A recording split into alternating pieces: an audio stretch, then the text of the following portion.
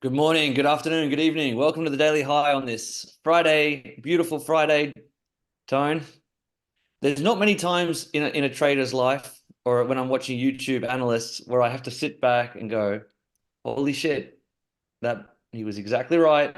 Yesterday, everything Tone said in the show yesterday, it played out absolutely beautifully. I was wrong. I'm happy to be wrong. Tone, how are you, mate? No, good, good. I can't believe how fast this week went. It's already Friday morning, here, in the Americas, and yeah, I can't wait to talk about the charts. Man, that S&P candle is nuts. We're gonna talk about all that. All right, so starting off the usual way, should I do screen share? Definitely, mate. Definitely. All right, let me grab the charts here. All right, so here we are. We rallied very nicely. We're going to talk about that. And my PNL is coming in at 130 for 11% up move. I was 5x leverage. So I Mm. will go ahead and adjust the float indicator. I'm going to add 130. So I am at 295. Mm. So on this contest, I'm up 30%. Yeah. Yeah. All All right. right. Oh, you made. All right. All right. Well, I'll do my screen share first. Damn it. You'll need to allow me to do that, my friend. Oh, yeah, Tone has that's right. Tone has one blind spot. Yeah, the screen share thing. It's okay. All right. Go for Here it. we go. So I didn't fare as well, unfortunately, and I lost $66 in the trade. So I'm just going to adjust my P&L right now.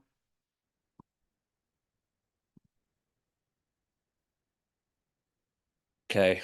I am down 0.8% since we started this competition. And as I go over to the board, because I lost, I move down, and because Tone won, he moves up. You know the drill.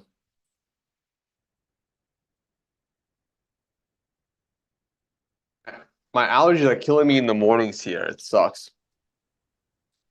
And this Ah, beard's not helping. I need to shave. all that good work erased. Yeah. Well, let's get into it. Let's get into it. All right. You want to take the charts? You want me to take them? Whatever. Sure. No, why don't you go ahead? All right. All right then. Thanks, mate. Let's do it. I'll finish it All up. right. So as I turn off float for a second, looking at alpha metrics here on the daily time frame, it did exactly what Tone said last night. Actually, I'm going to start on the 4 hour time frame because this is the Tone can talk about it, but it rallied exactly off where he said he would be interested in a buy at this point down here, and I said I'm not looking at a buy here. I would much rather prefer we recover and get back above 43, and then I could set my stop loss down here. And in fact, that's what I've done. So my trade is underwater right now, but from this blue line right here, I am 100,000 contracts long. So I'm taking the same trade that I said yesterday in the show, which I should have listened to Tone and have taken it down here at a lower point where my stop loss would have been very near. But I felt that this was a no trade zone that we could have easily torn down and gone lower. So for me, I wanted to see a nice recovery here. And it has had that nice recovery and it has plateaued ever since. On like the lower term time frames, I'm actually quite interested. Tone, I don't know if this is a pattern here, but I have sort of it doesn't even look the same. I think it's on the 4 hour time frame. It probably looks more defined.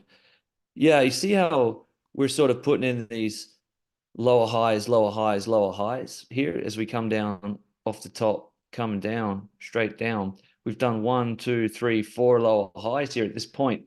Um, it has it's kind of been respecting that, but I now that now that we're back up here, I've got no reason not to enter a long trade with a nice, clear, defined stop loss.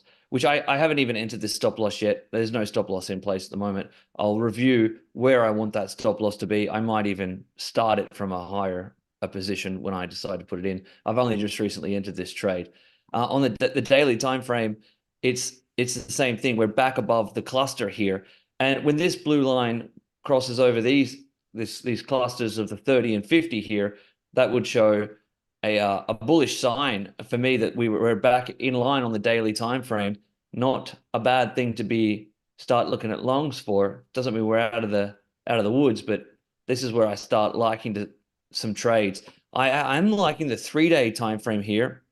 This candle is wrong, of course. It should actually be green. It'll take some time to adjust, but we are getting a green too on the MRI, and I really respect the 3-day time frame.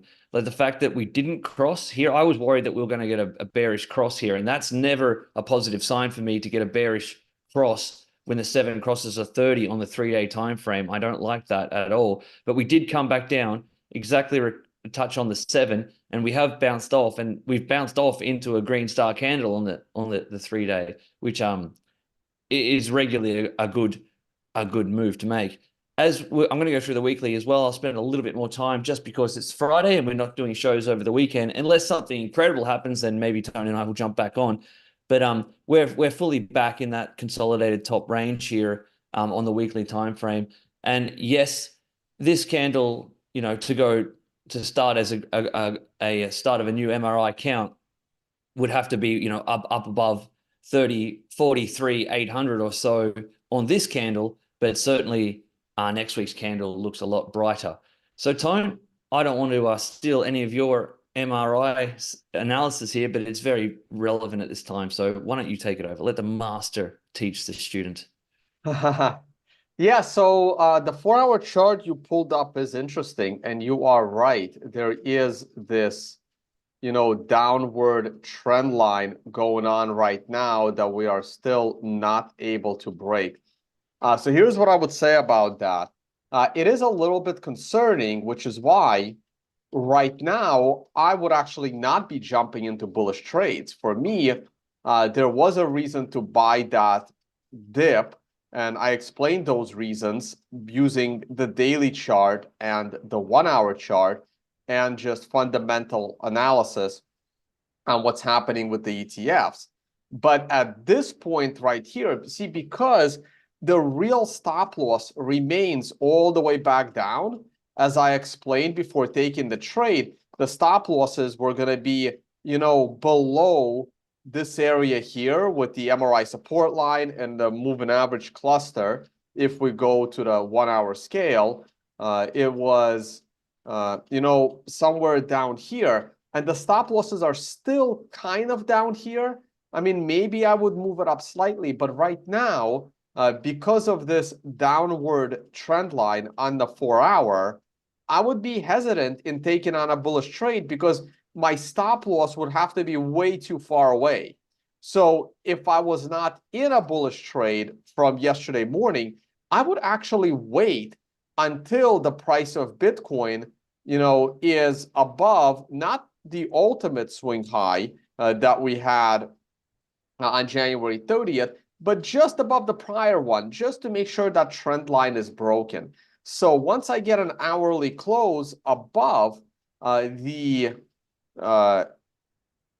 just say, what number is that? 43,400. On an hourly close above that, I would then be more comfortable going long and then setting a clean stop loss, somewhere in the middle of this candle. But right now, the risk reward on a bullish trade is not great for me, based on Tony, how I. can I jump in on that for a second? Because it's super relevant what you're saying. If you go back to that previous chart, it was perfect. What you were talking about yesterday when we were down on the daily, the 4-hour time frame, that's lovely. When we were right down there, just above the MRI support and resistance area, you were correct in your analysis, and I stand by that statement there, because you mentioned that from this point you can use a large amount of leverage. Now that's That's a very, very key point, because I agree with that. When you are down near off like a weekly green diamond or something or like this kind of pattern right here, where you have a defined stop loss area, a point of no return. That's the point. And when you're very near to it, that's when I can use a large 10, 20x leverage, because my stop loss is so near to where I can admit I was wrong on the trade. Where we are right now, you could not use that same stop loss area that you've got that blue line at with your 10x, 20x position. I Right. completely agree with that statement too. But I'm in a 3x position, which ironically puts that stop loss in the same kind of risk reward ratio that you would have had at 20x down there. So it actually is a similar trade if you're talking about risk reward with just way less leverage. Yeah, you're right. But again, for me, from a mental perspective, I love entering trades where my stop loss can still be close to the price, So regardless do of I. what leverage I choose. I agree completely. And for me, down there is actually still quite near to the price Right. in the grand scheme of things, with a low leverage, to be honest. Right, because and this is the kind of stuff I teach in my risk management class, where for me, the way I trade, look, a stop loss is a stop loss. And whether I would have entered exactly where I entered yesterday in our mock trade at 42,100 or entering right now at 43,100, unfortunately, the TA tells me to set the stop loss in exactly the same place. And that's Yeah. why I would rather enter it, $1,000 lower and be closer to the stop loss than entering right now. But if we rally above the prior swing high, the profile completely changes. It now lets me set a stop loss up here at 42,800 if I'm entering above 43.4. Yeah, which is what I said as well. And it's exactly the same. It's the same thought, and that's what I'll use float for. I already have a defined stop loss where I'm before I work out what trade I'm in. I work out where I'm wrong. That's the first step. I'll find out where the trade is null and void and where I can admit I'm wrong. And then I'll measure the gap using float to how near that is, and then I'll measure how much leverage I can use because I want to be under that spot. So I go through this process in my trading story. So where we are right now, I'm happy to enter. The trade's in profit, as I can see right now on the chart. And I have a 6% stop loss in to get below that area with a 3x leverage. It's a 2% move. I can move that stop loss up to break even quite soon once we hit that point where you said you'd be looking to get long above that. That's when we break that downwards trend structure and onwards and upwards. I could make some good money on this trade. That's the process. So I don't normally look at the 3-day chart, but I will say that the 3-day chart looks very, very bullish. Yeah. We are working on a green star candle, and that green star will show up probably next candle or this candle once we break the high of the last candle. And it's looking really, really good. Moving averages are catching up. I like this consolidation. Went a little bit above range, went a little bit below range, overshot, undershot, and now we're back in range. So it actually looks really, really good. On the allocation chart, we're already 100% long. Moving averages are crossing. If I remove the price, you can see that the moving averages are almost crossing. If the price rallies to 43.5 or 44, you will see the moving averages cross over, justifying the bullish trade. Weekly chart also looks very good, but we will need to close at a new not all-time high, at a new swing high here in order to flip the count and give us a green star candle next candle. Personally, I'd rather have 2 more weeks of consolidation, give everyone time to really absorb what's happening in the market, and then enter that bullish trade for a breakout. Remember, the longer we consolidate, the more confident I would be in the ultimate breakout to new all-time highs in Bitcoin. All right, and we have to look at the S&P. Also, as I stated yesterday, that the market overreacted like a spoiled child over the fact that Jerome Powell is not going to lower interest rates because inflation is still high and the markets are, and the economy is good and the markets are good. And after a 24-hour hissy fit, like I said, the world will be all right again. And you see this monster candle in the futures market yesterday. This thing kept rallying into the night, giving you a brand new all-time high in the futures market. I'm sure the Dow is at a new all-time high. The Financial Summit Twitter handle tweeted that out this morning. This is basically what I said yesterday. The S&P is gonna, those are, again, it's like a junkie, right? Everyone that was used to lower interest rates, eventually, it went back to normal. Well, like there's no reason for lowering interest rates, and the market's higher. And just as expected, this certainly helped Bitcoin rally a bit. I'm still surprised that the mining stocks aren't rallying very much. I'm a little bit puzzled by that. Bitcoin is up and the stock market is up, and yet mining stocks are not. And that's probably because people continue to pile in to the Bitcoin ETFs. So yesterday, Fidelity actually bought a lot more Bitcoin than BlackRock. So the amount of Bitcoin they're holding is actually evening out, which is great. It means that Fidelity ETF is competing very, very nicely against BlackRock. GBTC is still bleeding Bitcoin, but not as much. And these two are really separating from the rest. You have BlackRock and Fidelity head and shoulders above the rest. ARK and Bitwise are, staying afloat with some life vests, and everyone else is in a little bit of trouble here. All the volume is happening in the top two.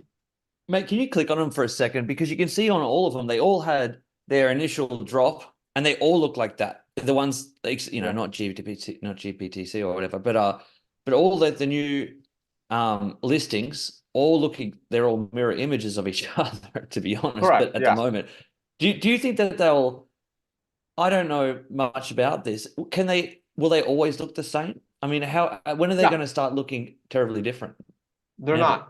not. No, never. They're all going to look identical to each other, and they all actually look identical to the price of Bitcoin.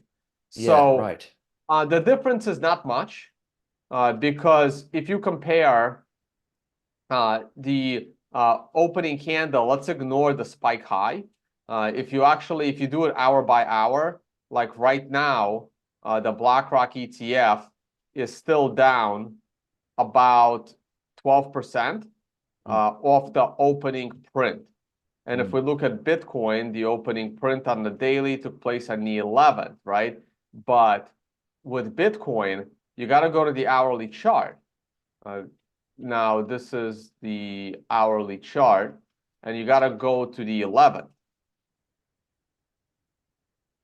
January 11th, and you got to look at that 9 a.m. candle or that 9:30 candle on the 11th. So this is the 12th. Here it is. Here is the 11th at 7 a.m. So here is the, oh, sorry, I'm on a 4-hour. Well, you can use the 4-hour. It's okay. Here's the 11 a.m. candle. So this is a 7 a.m. candle. So somewhere over here, yeah, no, it was a volatile time. Let's go to the 1-hour chart. Actually, it shows the spike quite well there as well, to be honest. It's right here. Right here is the 10 a.m. candle. So 10 a.m., 30 minutes after market open. And now I do this. Now I go to the 4-hour. I just needed to pick that top area. Now we go to the 4-hour chart, and we look and see how the Bitcoin is down. And it's down 11.5%, right? So they're down exactly the same. Wow. I've As never they seen should that. be. I've never seen that tone in anybody's analysis. That's brilliant. That's brilliant. It just, it just looks weird. And like some prominent accounts like bar charts, which is like, it actually thinks that these ETFs are down like 28%, while Bitcoin is only down 8%. And that's because they don't know how to set their bar to the opening, like to match it to Bitcoin at the exact time that these ETFs started trading, right? Because Bitcoin trades 24 hours. You got to compare apples to apples here. They're down exactly the same. That's brilliant. I'm really impressed by that. That's fantastic, mate. Fantastic.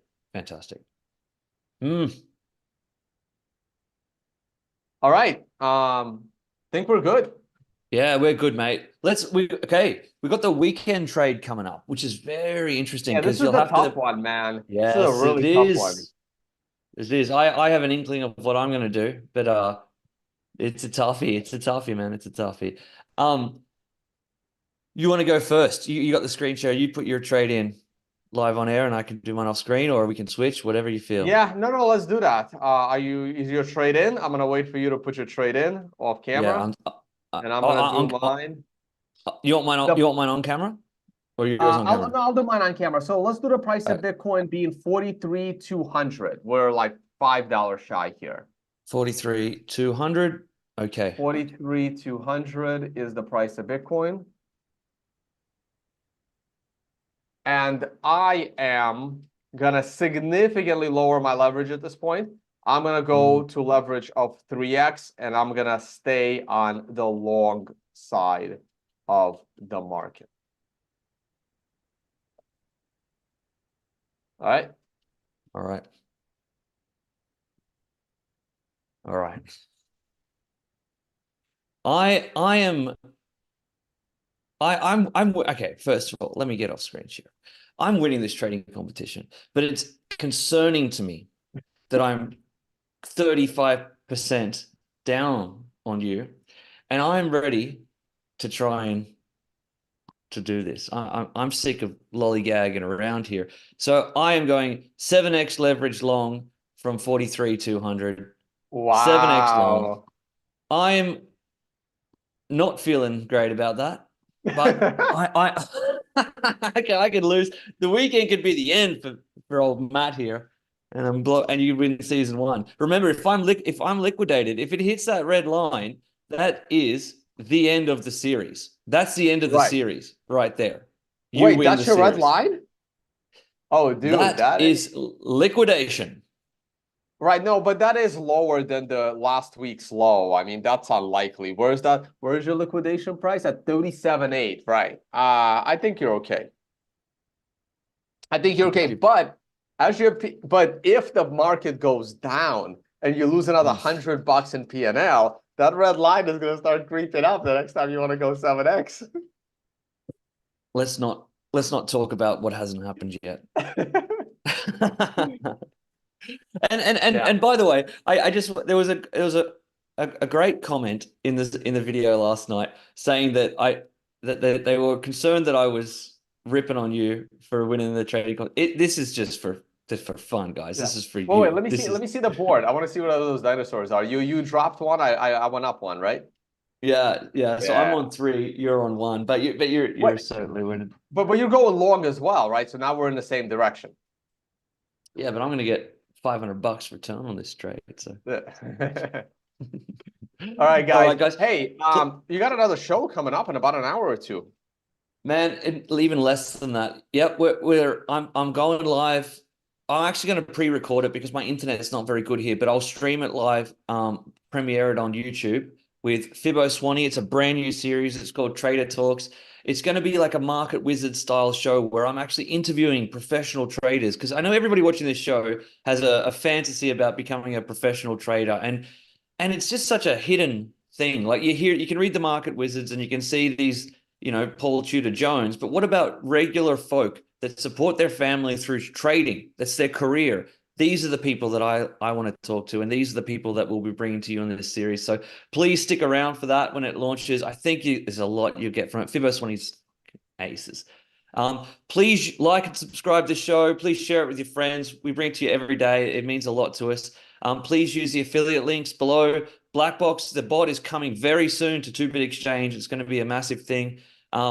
Please, yeah, follow Tone's work and Alpha Numerics if you want the indicators. Thank you so much. Have a wonderful weekend. Yeah, Tone, MRI been as a pleasure, well. mate. And next week we'll do a show dedicated to Blackbox because we keep mentioning it, or Matt keeps mentioning it. And you Not guys no, should know not what next it is. week.